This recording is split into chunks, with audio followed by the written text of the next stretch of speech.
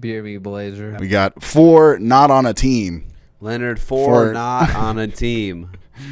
Yeah, so if you're Leonard, if you just drafted, if you're like me and you just drafted, and you no longer have Fournette on a football team, you're probably pretty upset. I'm pretty upset. It was probably the first thing I woke up to this morning. I literally drafted last night. We're recording this on Monday, and then this morning, 7 a.m., get a message. Oh, hey, your number 2 running back is he's not on a team anymore. He's not on a team anymore.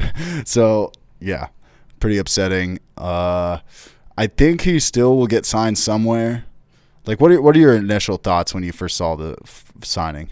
I mean, like you said, I woke up a little early. I always, I think like everyone else does, you reach for your phone, and I'm always seeing what kind of fantasy news comes out, right as I wake up. And I saw they released him. I thought it was kind of weird because, I mean, we are only 10 days away from the start of the season. So it's a little weird that they were going to release him now. Why wouldn't you just do it from the jump, go out and draft a running back potentially and, boost your offense? So it's kind of weird that they waited last second to do it. But obviously there's some bad blood going on there with Fournette and the Jaguars. I think they were trying to trade him.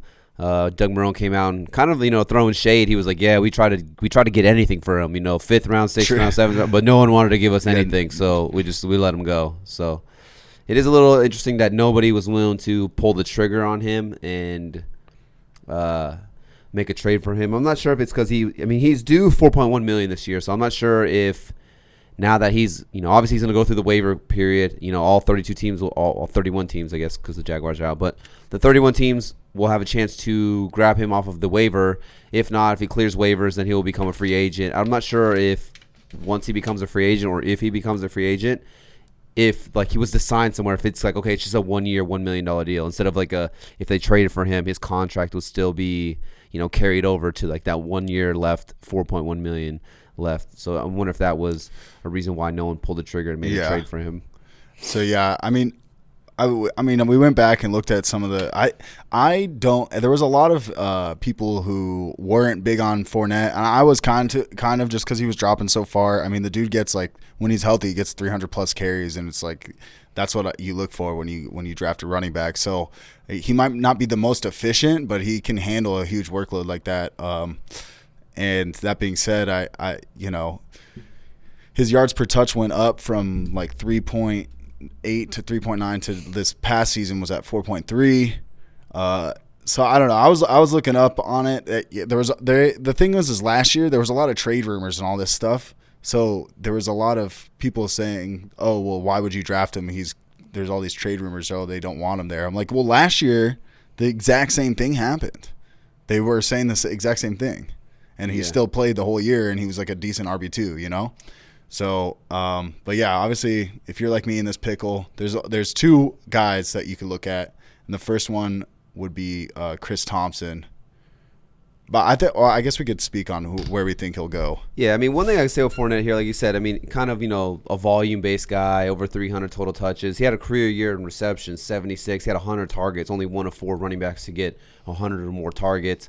Obviously, that was due to come down with the addition of Chris Thompson. He's one of Jay Gruden's guys who's the new offensive coordinator for the Jaguars. So we were expecting that number to dip down in the receiving terms. But like you said, you were expecting a guy to see another 250 carries, some goal line work. I mean, only, 3 touchdowns I think it was last year on the ground, which is kind of, a crazy, bad luck. It's kind of, it's hard to predict touchdowns sometimes, But, you were thinking if he was going to get another 250 carries, he could have easily gotten you 7-8 touchdowns, as a floor.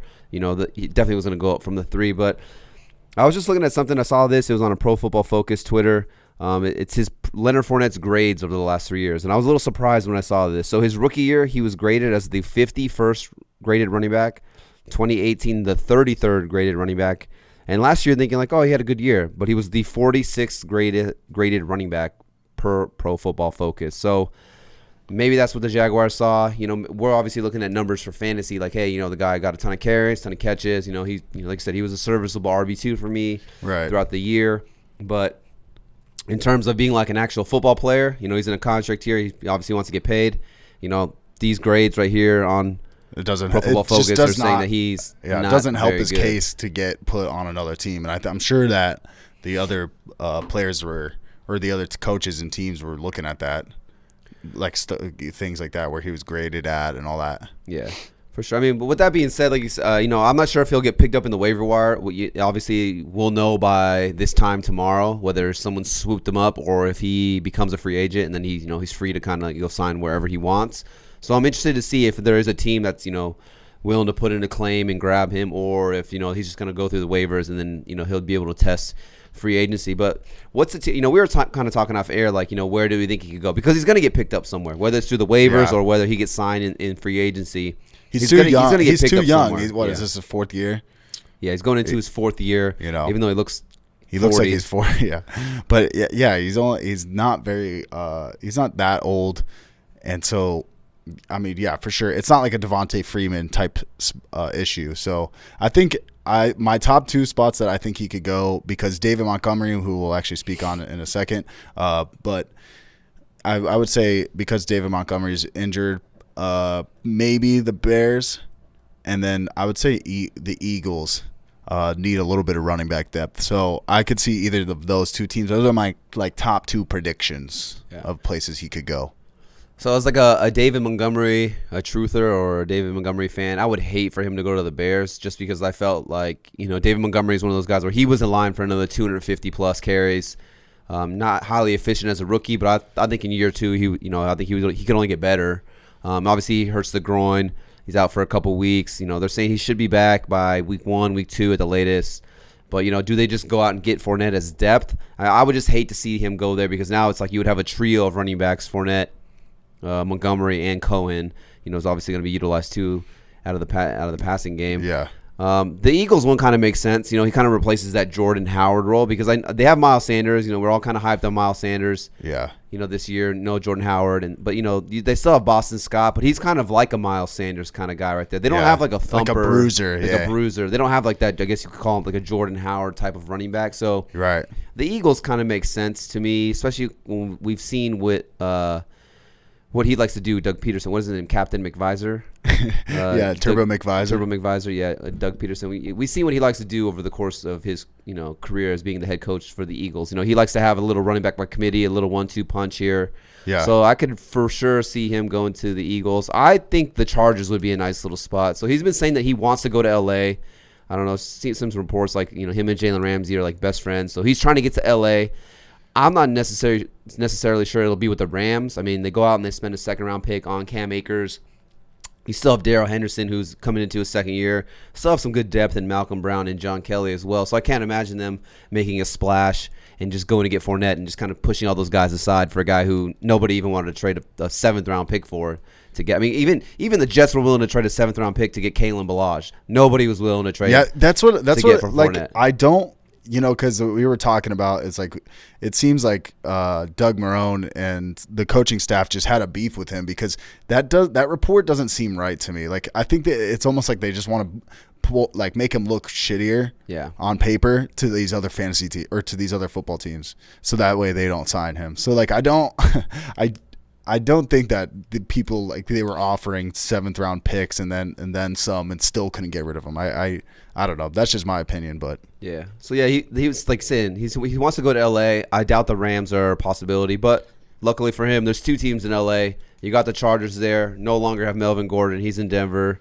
It should be a big year for Eckler, but outside of Eckler, I mean, you have it's hard because they have that Justin Jackson, but he's already banged up in training camp. They go out and draft Joshua Kelly out of UCLA, and then they have that Darius Bradwell, who we keep seeing on Hard Knocks. Yeah, so I think the Chargers would be a good combo right there, because Eckler, to me, obviously we saw what he could do. In the first couple of weeks, Melvin Gordon, super talented. Even when Gordon was there, he was still super talented. But I'm not sure if Eckler can go the whole season. He's not the biggest back. He's a little short, stocky guy, but I'm not sure if he can go a whole season getting, a full workhorse like workload like that. So having a bruiser like Fournette with them, Eckler and Fournette, I think would be a little 1-2 combo. So I could see the Chargers as a potential landing spot. It'll be interesting to see right there. I mean, we literally went through the list of all the teams. We're like, it just doesn't make sense. It just doesn't make sense. It just doesn't make sense. Yeah, I mean, I Anthony Lynn was running back. That he's pretty picky about his running backs. Yeah. So, but I could, I mean, I could. You're painting the picture right for me, because I could definitely see it see it happen there. So there's rumors too, Miami. And I don't think Miami. We have Jordan Howard on a 2-year deal. I actually Tampa think Bay, Jordan maybe. Howard's kind of, the more we do research, I think Jordan Howard's kind of being slept on. I think he's going to be a decent running back, going to get a ton of carries, goal line work. And we have Breida, and then we have 2 first-round picks and 2 second-round picks next year. So we're probably drafting a running back next year for like the future going forward. But let me ask you this: obviously, you draft Fournette in the 3rd round last night. You're expecting him to get this massive workload. Let's clarify. It was in the tail end of the 3rd round. So it's basically the 4th round. Okay, basically the 4th. Okay, but I'm just saying because I don't want someone to think I took Leonard Fournette 302. Fair enough. Yeah. So you're taking him on the turn right there. You had the 12th pick, so you know right there. So it's basically start of the 4th round, like you said. Yeah. So you're getting Fournette right there. Obviously, you think he's going to get this massive workload. In hindsight, now he's not on a team. Are you even taking a shot on him? Because he is going to get signed. He is going to get picked up by somebody. You just don't know where or what. In the future, are you willing to even take a shot on him out? Like, say if you were to draft tonight. And you get to a certain round, or is there a certain round where you're like, okay, Fournette's there, he's gonna get signed by somebody, let me grab him now? I would take him way later. I would probably take him maybe like seventh round at the lowest. Yeah. To be honest, just because you don't know what the hell's gonna happen. I mean, dude, look, Carlos Hyde last year this time went to the Texans. Is that right? And then he had a pretty decent year. And that was like right before the season started. Yeah. So like it's not out of the realm of possibility of it happening, but there's a lot of other examples of that not, working out. And so, he is young. He's a good running back. He's like an okay running back actually, but he can handle the workload. So yeah, I'd probably say 7th round, man. I don't know if I could go higher than that. Or like earlier than that. Yeah, I might go later actually than 7th round. Depending on the depth of who's still there. I mean, maybe when we get into the terms of like Kerryon Johnson, some of those guys, Adrian Peterson. I guess you're getting these later guys. I'm thinking like 8th round, maybe a give or take. So yeah, like he's not going in those top couple rounds like he was. Yeah, like 7th is like the earliest. That's for sure. For sure, the earliest. Obviously, once we find out more tomorrow, where he lands, then we'll be able to really assess on what his draft value is. But honestly, for right now, if I was to draft tonight, I just wouldn't even draft him. No, I would stay away. He's just on my I don't want the headache of like does he go here, does he go there, and then. So, yeah, I would just want 0 Fournette. I did a draft the other day, just kind of it was a small little $30 draft online. And you were just feeling – you just didn't have a draft yet and you wanted – Yeah, I was itching, and I was like, all right, I got some couple drafts coming up. I just kind of wanted to gauge it and see where people were actually picking people. Sometimes the mocks are a little different. But, yeah, I got auto-picked Fournette in the 3rd round, and I was pretty upset about it. But then – we were talking about, we're like, at least he's going to get 250 carries, blah, blah, blah. But now I'm like, God damn it. Here's the thing is when Chris Thompson, like, yes, Jay Gruden and Chris Thompson have a history. They've he's played for him before. But what's it called? Chris Thompson can't stay healthy. So it's like when I was looking at Fournette, they're like, oh, Chris Thompson's in there. I'm like, listen, Chris Thompson's a different type of running back. He's a receiving back, and I can't imagine him staying healthy the entire year. So I wasn't afraid of it. Like, all it did was lower Fournette's value. But, yeah, like we said, now I'm out, dude. I'm out on Fournette for sure. Well, we'll have to see where he lands. And obviously it's going to, if he goes to a place like Philly, that's obviously going to decrease Miles Sanders' value because he's going to get utilized. If he goes to the Bears, that's obviously going to impact Montgomery. If he goes to the Bears, I'm not touching either one of those guys. Yeah. Because I don't want to deal with that headache of who's going to get the bulk of the carries almost in a sense. So, yeah, just depending where he goes, that'll obviously dictate his value. It's like forward. I have him now. Would you be like, say you have Fournette, like would you trade him to somebody right now? What are you gonna get though that you're feeling like? But like this is what I'm thinking is where's Fournette gonna go right now where he can be like even the teams we're talking about like I don't think he's gonna have that same workload that he's gonna get in Jacksonville. No. So I think that because it's unknown, it's almost a better idea to trade him right now because I know his value is less, but like you might get you still have that unknown factor. Before he gets to a team and is behind somebody. He still has to learn a whole new playbook, all new like, verbiage of the plays, the audible. Like he has got to learn everything. Like everything, all the stars have to exactly. All the stars have to align for him to be even close to the same value as he was before. Yeah. So like that's what I'm saying is that, you know, if you package trade Leonard Fournette and like maybe like an upside receiver that you know somebody in your league really likes, I'm not opposed to that. You know what I mean? And then just kind of sell him on the upside. Dude, he's about to go to the Bears. You know. I mean, if you could swap him for something decent, you know, obviously I wouldn't be selling him for nothing because you don't know where he is yet. But I mean, throw him with the upside receiver. Throw him, like say you drafted 2 tight ends and you know you got one early, but you have faith in your upside tight end towards the end. You know what I mean? Maybe package that together and get I don't know, get a topper like a David Johnson, or I don't even know. Let's just say this. So he's on my team in one of my leagues because I got auto drafted and they picked him for me. But in real drafts, he would for not be on my team. Yeah. So it's just that's our advice, I guess, is just stay away from Fournette in future drafts. Maybe try and package trade him if you can right now. Besides that, so but I guess we can move on to Chris Thompson, who I think is like if you're going to draft any Jacksonville running back, I would do that. Yeah, so we touched on these running backs. You got, obviously you got Chris Thompson, who's, familiar with Jay Gruden, played with him in Washington. Shifty little scat back, can catch the ball really well. PPR, great for PPR. Yeah, and then you got Ryquell Armstead. We'll touch on him. And then you have another guy, Devin Ozigbo or something like that. I'm probably mispronouncing the name. But you have a trio of running backs now on the team. If there's one that I would want Chris Thompson. We were doing a draft last night, like Mike said. I got there kind of late. Mad. I was drafting over the phone. Thank you, Mike. Shout out to Mike. He actually helped me draft my team. I couldn't have done it without you. But in the last round, I took a shot on Chris Thompson. He didn't have a sticker, so I had to write his name in. I was just like, okay, But now it's like I wake up in the morning. I took a 16th round pick on Chris Thompson, and now that looks like my stock is up. So my stock is up. So we live together, and so I woke up pissed off, and you woke up excited. I woke up pretty excited. Yeah. Yeah. Jeez. But yeah, so Chris Thompson, I think for me personally right now, I think Chris Thompson's the back you want. If he's on the waiver wire, like I said, I got him in the 16th round, so he almost went undrafted. Here's a guy, when we did the division breakdowns, though, that we were talking about, like, you should go get this guy because he's going to have a role. He's going to be the pass catching back, even with Fournette there, expecting to see a heavy workload. We were saying go get this guy. But, there's going to be a lot of leagues where he's undrafted. I would go get this guy, and here's why.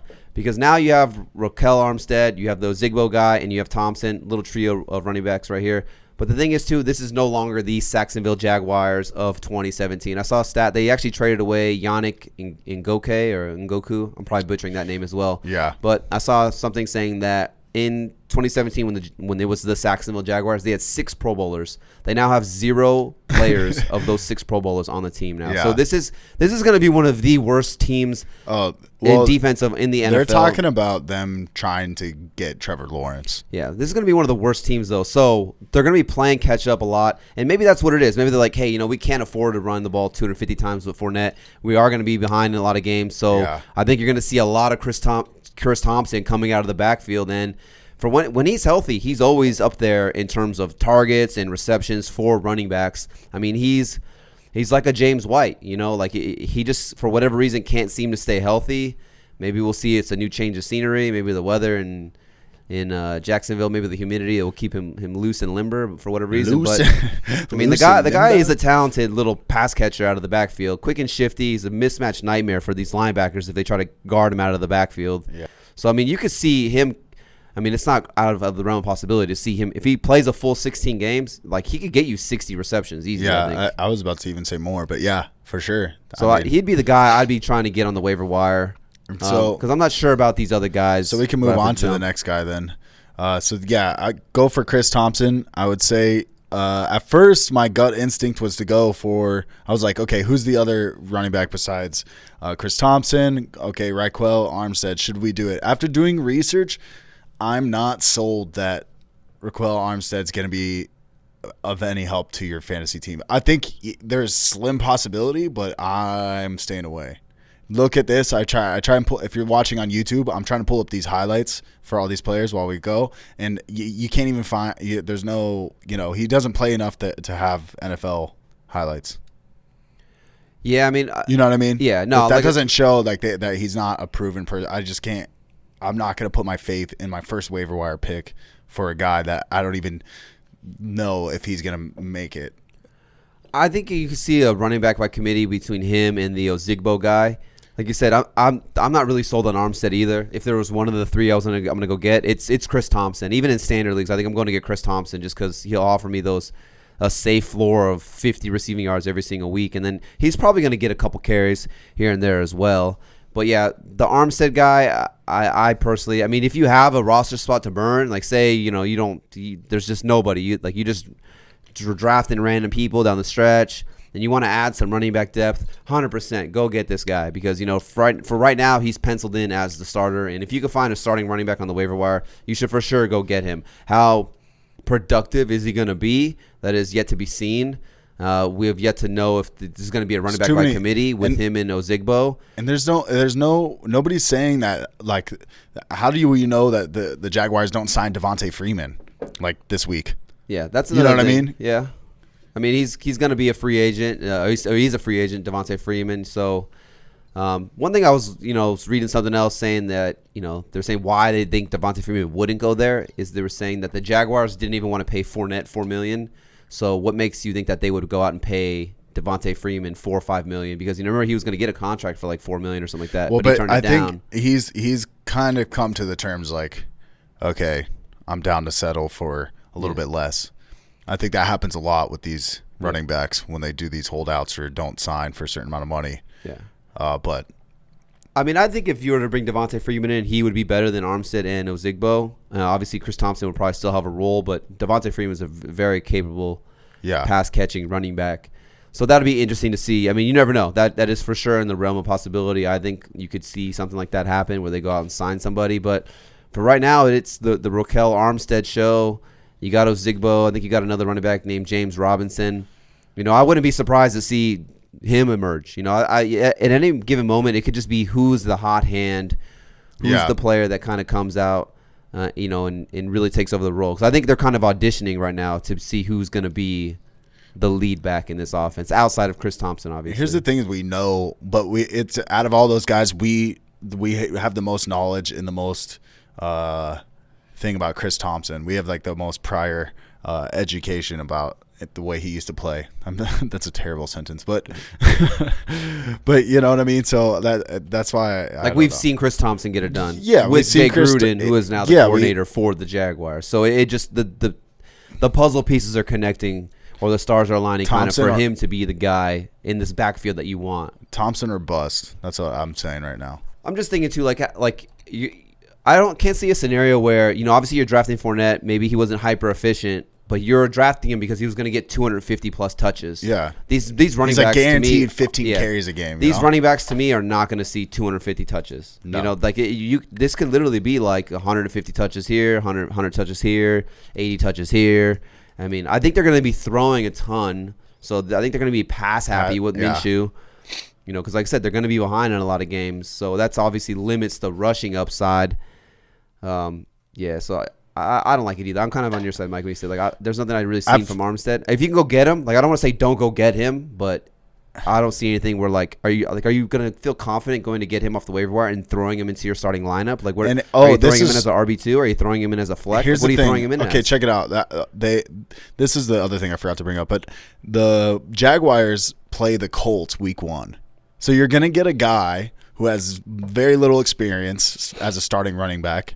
They're playing the Colts, who I wrote it down. The Colts have last year, I think. I wrote it down somewhere, but I think they were the fifth last year. They were the fifth best rushing defense in the league. They have this guy named Darius Leonard. He's pretty good. Yeah, so the Colts, their defense is going to be insane this year, which is actually who we'll end up talking about a little bit later. So you're gonna get a guy on waiver, waste your waiver priority, and he has little experience. He's gonna go up against one of the better rushing defenses in the league. Yeah, I'm good. That was once I did a little bit of research. That's when I was out on Armstead. And I could imagine after that week 1, him doing nothing and he'll get dropped, and you could just pick him up as an add-on, not even a waiver wire. I mean, it'll be interesting to see how they divvy up the carries week 1 and week 2, week 3. Like you said, if they don't sign anyone and they keep this, this running back room that they already have. But like I said, I mean, I don't think the ceiling is very high for him. But like if you want some depth, if like you just want some depth at the running back position, I feel like you can never have enough running backs, to be honest. So right now he is a starting running back on an NFL team. And if you want some depth at the position, for sure, go out and get him. But if, like I said, if there was one of these Jaguar running backs to go get, I think we both agree it's Chris Thompson. Yeah. All right, we can move on. Enough for not on a team Fournette talk. Man, that clip was informative, huh? Well, there's plenty more right here if you click that. Also, go ahead and subscribe right there.